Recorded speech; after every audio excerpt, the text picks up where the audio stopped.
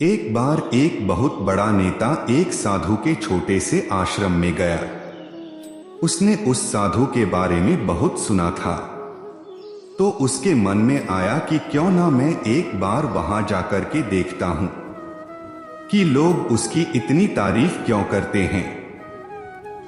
और फिर जब बहुत आश्रम में गया तो वहां पर एक छोटा सा कमरा था जहां पर एक कालीन बिछा हुआ था।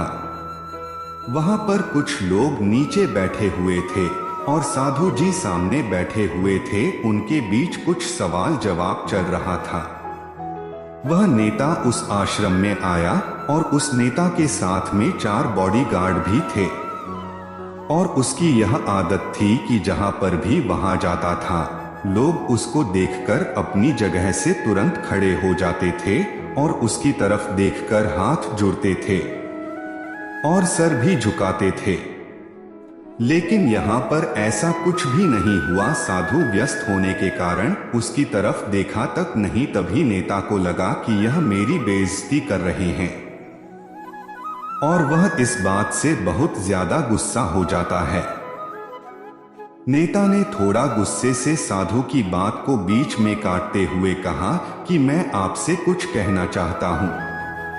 साधु ने उसकी तरफ देखा और बोला, आप थोड़ी देर रुकिए, पहले मैं इनके सवाल का जवाब दे दूं। उसके बाद मैं आपसे बात करता। तब तक आप अगर चाहे तो आप बैठ सकते हैं, नहीं तो जाइए और कल आना। बस साधु के इतना कहने की ही दे रही थी। नेता का चेहरा गुस्से से एकदम लाल हो गया और फिर उसने अपना सारा गुस्सा उस साधु पर निकाल दिया। अभी तक वह नेता बहुत तमीज से आप कह करके बात कर रहा था, लेकिन अब वह तो पर उतर आया। नेता ने उस साधु को कहा, तुझे पता भी है मैं कौन हूं और तू किससे बात कर रहा है? साधु ने उसकी तरफ देखा और कहा, मुझे इससे कोई फर्क नहीं पड़ता है कि आप कौन हैं, लेकिन आप जो कोई भी है, अगर आप चाहते हैं कि मैं आपके सवाल का जवाब दूं या आपसे बात करूं तो आपको कुछ देर तो रुकना ही रुकना होगा। और साधु को यह कहते ही नेता गुस्से से और भी ज्यादा पागल हो गया और वही सब लोगों के सामने चीखने चिल्लाने लग गया और कहने लगा कि अब मैं तुझे तेरी असली औकात दिखाऊंगा। तूने मुझसे पंगा ले करके ठीक नहीं किया।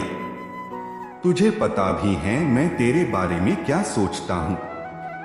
साधु ने फिर से नेता की तरफ देखा और बड़े ही प्रेम से कहा कि मुझे इससे कोई फर्क नहीं पड़ता है कि आप मेरे बारे में क्या सोचते हैं।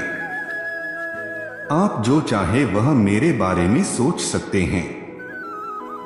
फिर नेता ने उससे कहा कि तू चाहे सुनना चाहता हो या नहीं, लेकिन मैं तुझे यही सबके सामने बताऊंगा कि मैं तेरे बारे में क्या सोचता हूं।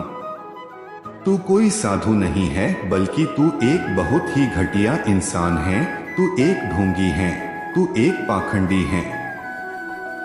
और यहाँ पर जितने भी लोग बैठे हैं उन सबको बेवकूफ बना रहा है और तेरा बस एक ही मकसद है कि इन लोगों की जेब में जितना भी पैसा है वह सब तेरे पास में आ जाए।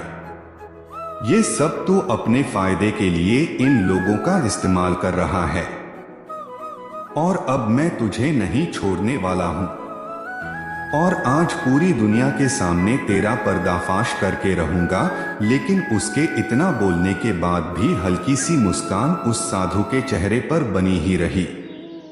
यह देखकर वह और भी तिलमिला गया और उसने कहा, मूर्ख साधु, अब बहुत हो गया। अब मैं यहाँ 1 मिनट भी नहीं रुकने वाला, लेकिन अभी भी तेरे पास एक मौका है। अगर मुझसे माफी मांगनी है या मुझसे कुछ कहना चाहता है तो कह सकते हो। इतना सब होने के बाद भी साधु के चेहरे पर एक मुस्कान थी और वो बिल्कुल शांत। और फिर उन्होंने अपनी आंखें बंद करें और फिर साधु ने अपनी आंखें खोली हाथ जोड़े और कहा कि मुझे आपसे कोई गिला शिकवा नहीं। आपके लिए मेरे मन में कोई भी गलत ख्याल नहीं है। जो भी मेरे बारे में आपने कहा वह आपकी अपनी सोच थी, तो मुझे आप में कोई भी बुराई नजर नहीं आती है। मुझे आप बहुत ही भले इंसान लग रहे हैं। और साधु के इतना कहते ही नेताजी का दिमाग 7वें आसमान पर पहुंच गया। उसके चेहरे पर एक अजीब सी खुशी आ गई थी, क्योंकि उस साधु ने वही कहा जो बाकी सब लोग उस नेता को कहते थे, और वह खुशी खुशी उस आश्रम से अपने घर की तरफ चला गया और जा करके अपने पिताजी के साथ में बैठ गया। उसके पिताजी ध्यान में थे। उन्होंने पूरी जिंदगी सिर्फ लोगों की सेवा करी और बदले में कुछ भी पाने की उम्मीद नहीं किया।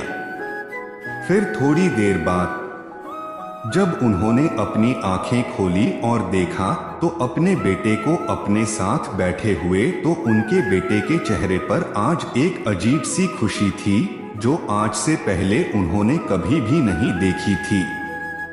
फिर उसने एक एक करके सब कुछ बताया कि आज मेरे साथ साथ क्या हुआ, किस तरह से वह आश्रम गया और वहां पर क्या हुआ, उसने क्या क्या कहा और साधु जी ने क्या क्या कहा।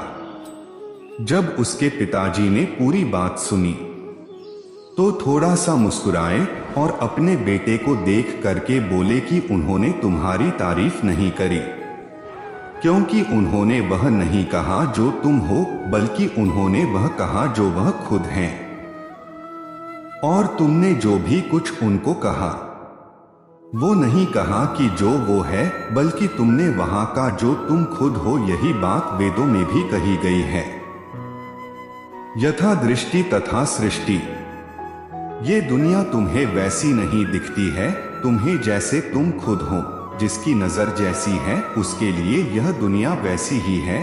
तो अगर तुम अपनी दुनिया को बदलना चाहते हो तो उसका सिर्फ एक तरीका है, अपनी नजर को बदलो। इस कहानी से हमें ये सीखने को मिलता है कि सामने वाला कैसा भी हो, कितना भी बुरा हो, आप उसे अपने ही स्वभाव के जरिए बदल सकते हैं। कुछ ऐसा बताने की कोशिश करें ताकि वो खुद को बदल सके, जैसा कि इस कहानी में आपने देखा कि वह घमंडी नेता कभी भी अपने पिता के साथ ध्यान में नहीं बैठा, लेकिन उस साधु ने जो खुद के बारे में उसे बताया उसको उसने खुद को समझा और वह साधु की ऊंचाई को खुद की ऊंचाई समझ बैठा। तो इस तरीके से हम मूर्ख को भी बुद्धिमान व्यक्ति बना सकते हैं।